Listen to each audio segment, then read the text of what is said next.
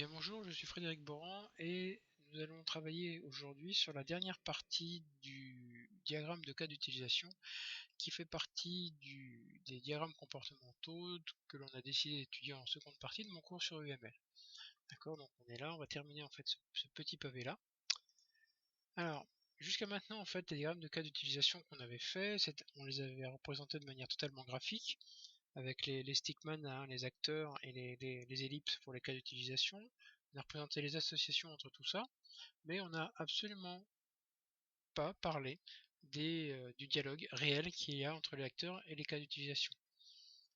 On n'a absolument aucune description, on a juste un lien qui est fait, mais on ne sait pas exactement ce qui se passe derrière.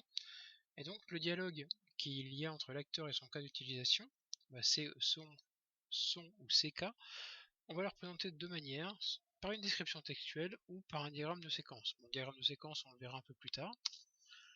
Donc voilà ce que je peux vous présenter en fait sur la description textuelle. Donc ça c'est quelque chose que j'ai trouvé au niveau d'un réseau, d'une source qui s'appelle le CERTA, un excellent réseau pédagogique.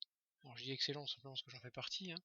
Et donc là je remercie Olivier Capuzot, hein, qui a travaillé là-dessus et qui a recensé en fait toutes les étapes du cas d'utilisation en format texte. Donc on a le nom d'abord du cas d'utilisation, le ou les acteurs qui vont déclencher le cas, quels sont les événements déclencheurs, événements déclenchés par l'acteur évidemment, quels sont les acteurs bénéficiaires du cas, quels sont les niveaux de détail, le niveau en fait du cas d'utilisation, est-ce que c'est un niveau stratégique, est-ce que c'est une sous-fonctionnalité, est-ce que c'est quelque chose qui est un objectif pour l'utilisateur,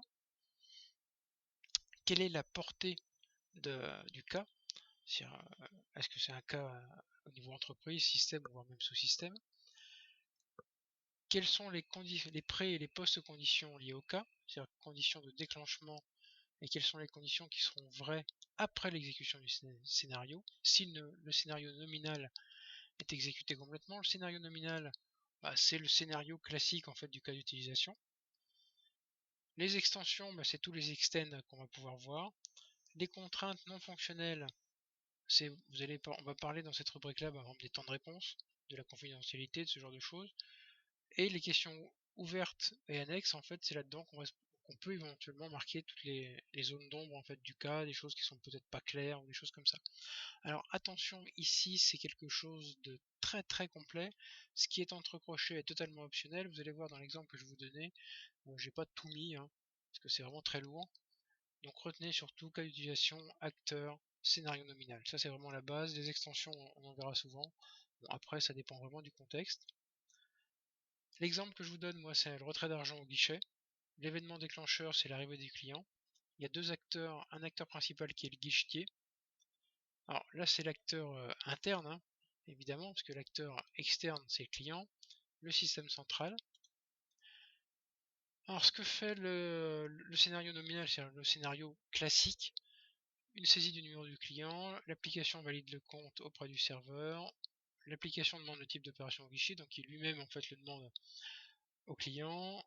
Ici, le guichet demande un retrait de 200 €. Il y a une première vérification, un débit et une notification. Ici, par exemple, le serveur effectue le débit du compte. On pourrait très bien mettre après le 5 que si le compte n'est pas suffisamment approvisionné, alors il y a un rejet, sinon, etc. Voilà une extension en fait possible ici. Vous voyez que j'ai pas tout mis, hein. J'ai mis le nom du cas, le déclencheur, l'acteur. Bon, j'ai mis les deux scénarios nominal et extensif sur la même page, mais c'est vraiment quelque chose de beaucoup plus simple que tout ça.